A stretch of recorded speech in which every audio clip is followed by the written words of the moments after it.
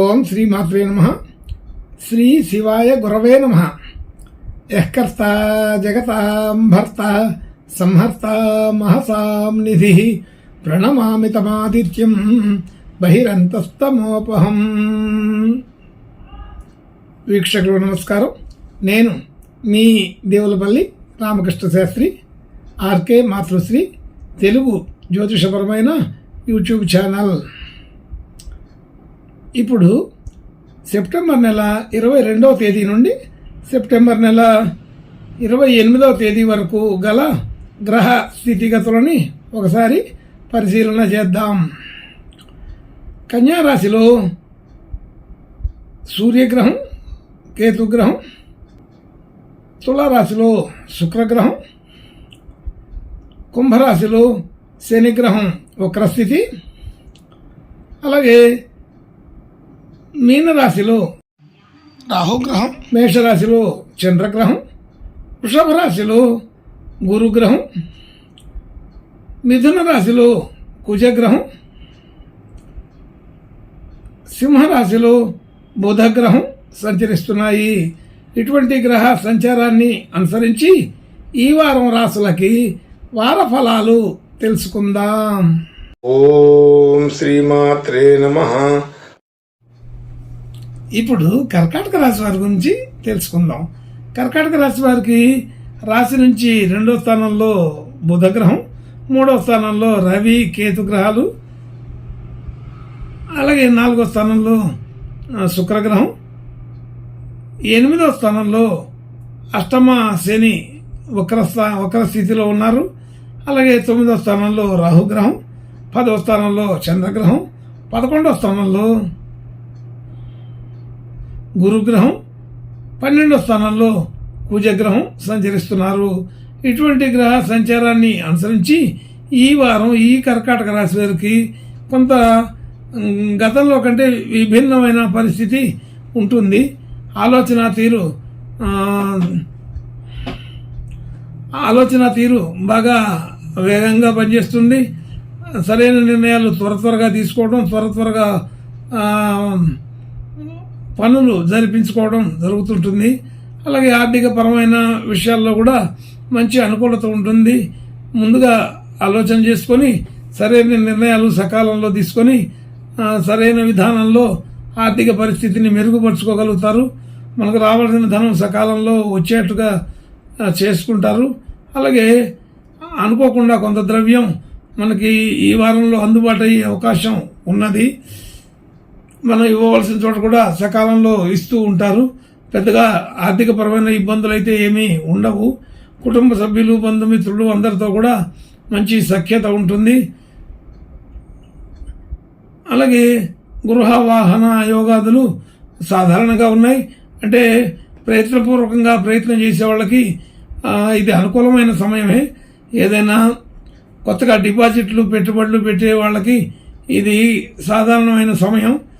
అలాగే గృహ వాహన విషయాలలో అవసరానికి తగినట్టుగా కొంత ప్రయత్నం చేసే అవకాశం ఉంటే ఇది బాగానే మంచి కుదిరే సమయంగానే చెప్పవచ్చు. విద్యార్థులకు విద్యా సంబంధించిన విషయాల్లో మంచి జ్ఞాపకం కలిగి జ్ఞానంతో పనిచేస్తారు. మంచి జ్ఞాపక శక్తి పెరుగుతుంది. ఆర్థికపరమైన ఒత్తిడి తగ్గుతుంది. విద్యల్లో రాణిస్తారు. గుర్తింపు కలిగే పరిస్థితి ఉన్నది. అలాగే రుణ సంబంధించిన విషయాలు ఈ వారం అనుకూలంగానే ఉన్నాయి. రావాల్సిన ధనం అందుతుంది. ఆరోగ్యపరమైన విషయాల్లో కంటే కొద్దిగా మేలుగానే ఉంటాయి. పెద్ద ఇబ్బంది పడే పరిస్థితి తగ్గుతుంది. కాబట్టి అనుకూలమైన వాతావరణంగానే చెప్పాలి. అలాగే భార్యాభర్తల మధ్య అనుకూలత బాగానే ఉంటుంది. ఇబ్బందికరమైన విషయం లేదు. అలాగే అష్టమ శని దోషం కూడా ఇంకా ప్రభావం ఉందండి. అష్టమ శని దోషం కూడా ఉన్నది. అయితే దానికంత పెద్ద ప్రభావం ఎక్కువ ఉండదు. కాబట్టి అనుకూలమైన వాతావరణం ఉందని చెప్పుకోవాలి. భాగ్యస్థితి కొంత వృద్ధి అవుతుంది. అయితే ఒక స్థితిలో దాన్ని మించి ఆశించడం అనేది తప్పు అవుతుంది. కాబట్టి సాధారణ స్థితిలో మనకు అనుకూలమైన వాతావరణం రాగానే దాన్ని అమలుపరిచే పద్ధతిలో చూసుకోండి. ఆర్థిక స్థితికి ఆశ పనికిరాదు. కాబట్టి మనం కొనాలనుకున్నా అమ్మాలనుకున్నా ఒక స్థాయిలోకి రాగానే దాన్ని అమలుపరిచే విధానం చూసుకోండి. మరి అతిగా ఆశపడితే మాత్రం కొద్దిగా ఇబ్బంది పడే అవకాశం ఉంటుంది. అలాగే ఉద్యోగ సంబంధించిన విషయాల్లో మనం అనుకున్న పనులు అనుకున్నట్టుగా త్వరగా పూర్తవుతాయి. గతంలో ఎప్పటి నుంచో మనం ఉద్యోగంలో మార్పు గురించి ఆలోచన చేసే వాళ్ళకి ఈ వారంలో ఆ మార్పుకి సరిపడే విధానాలు కనపడతాయి. అనుకూలపడే వాతావరణమే ఉన్నది. ఆర్థికపరమైన విషయాల్లో మెరుగుదల కనిపిస్తుంది.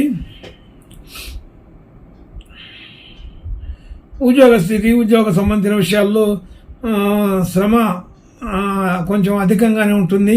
అయినప్పటికీ దానికి తగిన ఫలితం ఉంటుంది కాబట్టి పెద్దగా ఇబ్బందికరమైన విషయం అయితే లేదు. అలాగే మనం చేసిన పనులకి మంచి గుర్తింపు వస్తుంది. కొంత కీర్తి ప్రతిష్టలు పెరిగే అవకాశం ఉంది. కొత్త వస్తువులు కొనుక్కోగలుగుతారు. కొత్త వ్యవహారాల్లో ఏదైనా ప్రయత్నం చేసిన వాటికి సానుకూలమైన వాతావరణమే ఉన్నది. కాబట్టి అట్లా ఇబ్బంది పడవలసిన పరిస్థితి అయితే ఉండదు. కుటుంబ ఖర్చులు, వ్యవహారాలు అన్నీ కూడా కొంత సాధారణంగానే ఉంటాయి. డబ్బు పరమైన విషయాల్లో కొంచెం జాగ్రత్తగా ఉండాలి. అనుకోకుండా ద్రవ్య నష్టం జరిగే అవకాశం కూడా ఉన్నదని తెలుస్తుంది. కొంచెం జాగ్రత్తగా అప్రమత్తంగా ఉండి ప్రతి దాంట్లో కూడా శ్రద్ధ చూపించండి. ఇంకా మంచి అనుకూలమైన శుభ లక్షణాలు కలగడం కోసం ఈ కర్కాటక రాశి వారు ఈ వారం ఆంజనేయ స్వామి ప్రార్థన నమస్కారాలు చేసుకుంటే బాగా అనుకూలంగా ఉంటుందని తెలుస్తోంది. శుభం భూయాత్. ఓం శ్రీమాత్రే నమః.